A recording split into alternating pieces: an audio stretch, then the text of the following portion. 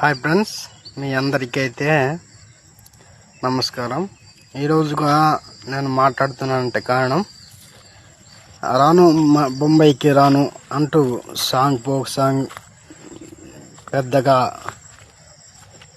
ఆడించినందుకు చాలా సంతోషంగా ఉండేది.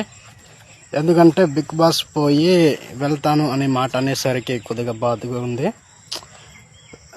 తను అనుకునే కళలు, తను అనుకుంటున్న ఈ మరింత కళలు వింటుంటే నాకు కూడా బాధగా ఉంది. ఎందుకంటే బిగ్ బాస్ నుండి బయటికి వెళ్ళిపోతాననేసి ఒక మాట అన్నాడు మన రాము రాతుడన్న.